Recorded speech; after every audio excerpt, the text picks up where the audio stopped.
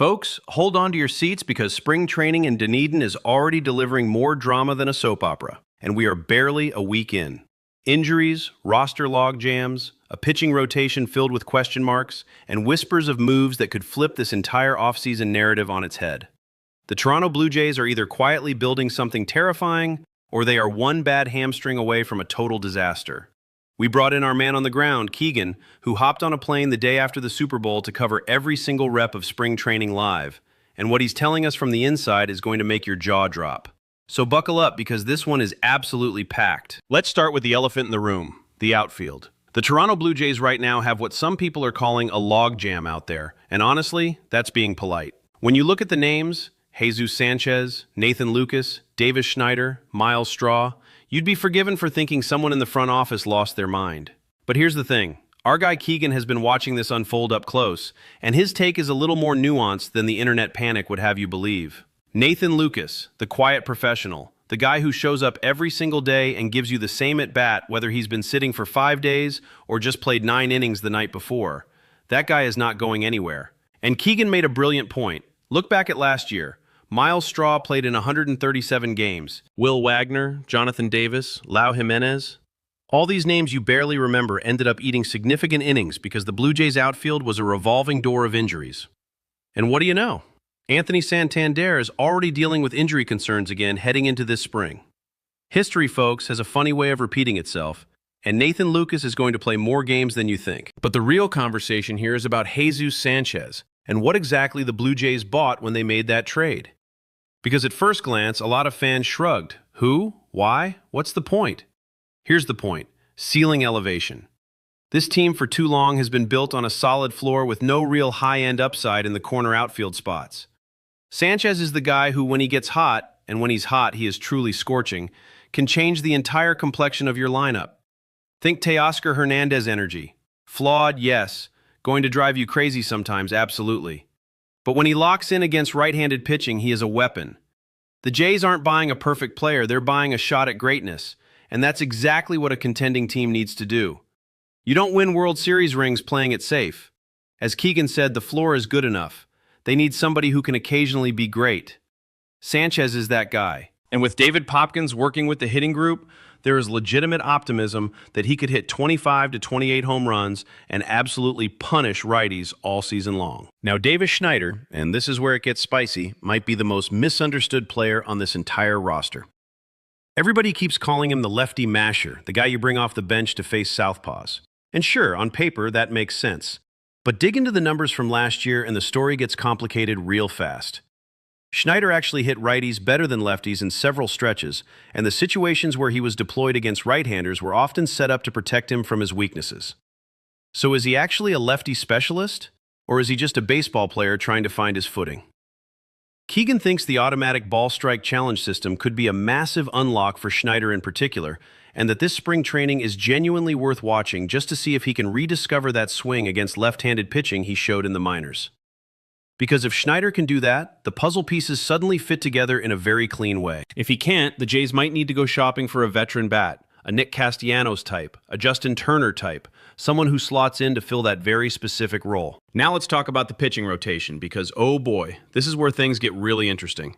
The Blue Jays heading into spring training had Dylan Cease, Kevin Gausman, Jose Barrios, Yariel Rodriguez, and Shane Bieber penciled in as their starters. A rotation that, on paper, could genuinely be one of the best in the American League. And then, because the baseball gods have a twisted sense of humor, Shane Bieber shows up with forearm fatigue before a single meaningful pitch has been thrown.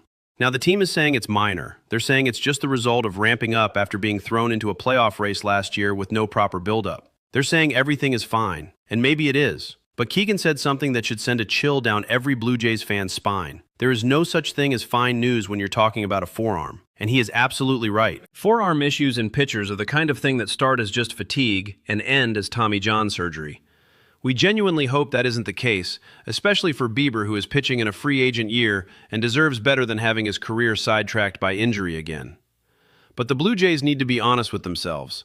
Until Bieber is throwing live innings without any discomfort, slot Cody Pone into that 5th starter spot and manage it carefully. And speaking of Cody Pone, this is the name you need to write down right now if you haven't already. The big right-hander out of Korea, 180 innings last year, nasty stuff, and a personality that's apparently about as laid back and fun as you could ask for. Keegan says the vibe with both Pon and Dylan Cease in spring training has been electric. These are happy, confident, well-paid athletes who are playing for a team they genuinely believe in. That energy matters. And Pon specifically brings something this rotation desperately needed: strikeouts and upside. Just like the Sanchez acquisition, Pon raises the ceiling.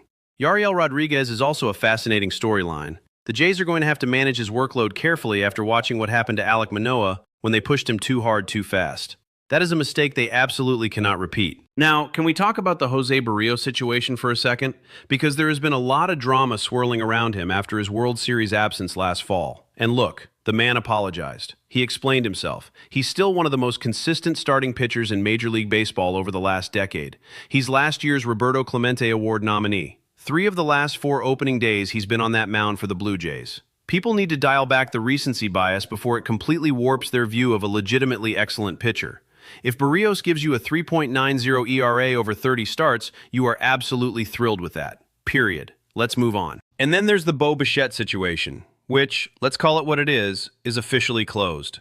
Bo Bichette is a New York Met. He got paid an absolutely ludicrous amount of money that the Blue Jays simply could not match without destroying their financial flexibility.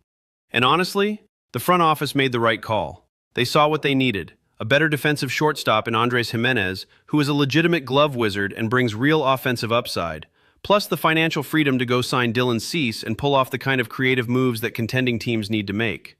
The Bo era was great, but Keegan said it perfectly. It always comes down to money, and a player loving a city is only ever a tiebreaker.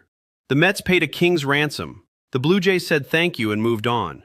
Now the pressure is entirely on Masato Okamoto to prove that the front office was right. And early returns from spring training suggest they might have found something really special. There is also the Max Scherzer conversation bubbling in the background. And look, let's not get too carried away with the headlines here. Reports are swirling that Scherzer is back on the Blue Jays' radar, but as Keegan pointed out with some very fair skepticism, of course he's on their radar. He pitched for them last year. Every team that needs rotation depth is going to have Max Scherzer on their radar. The more realistic version of this story is that Scherzer signs somewhere in May or June when a team gets desperate due to injuries.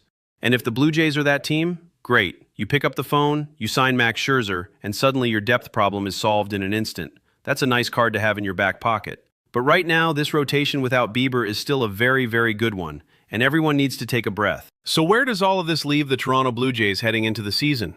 Keegan, the man who has seen everything with his own eyes down in Dunedin, is picking them to win the AL East. He's got them taking the division over the Yankees at number 2 and the Red Sox edging out the Orioles.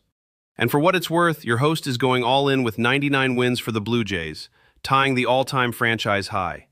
Is that crazy? Maybe. But look at this roster. Look at this rotation when it's healthy. Look at the upside that Jesus Sanchez and Cody Pon and Masato Okamoto bring. This is a team that is built to go deep in October, and if they can just stay healthy, a massive if, they are going to make noise all season long. The AL East is going to be a bloodbath as always. The Yankees aren't going anywhere. Boston's young arms could take a huge leap. The Orioles are going to bounce back from last year's disaster. But right now, today, in February, the Toronto Blue Jays are the team to beat. Here's what I want you to do right now. Drop in the comments below. Do you think the Blue Jays win the AL East this year? Yes or no? I genuinely want to see what Blue Jays Nation is thinking heading into this season. And if you haven't already, smash that like button because it genuinely helps this channel grow and lets us keep bringing you this kind of inside access and on-the-ground analysis all season long. Subscribe so you don't miss a single update from spring training because things are only going to get crazier from here. And make sure you check the link in the description for Keegan's book on the Blue Jays franchise. There's an updated edition dropping in early May with a full chapter on that incredible 2025 playoff run. We are just getting started, Blue Jays Nation. The ride begins now. Hey everyone, I'm working to hit 1,000 subscribers and I need your help to get there. If you enjoy this content, please hit that subscribe button right now.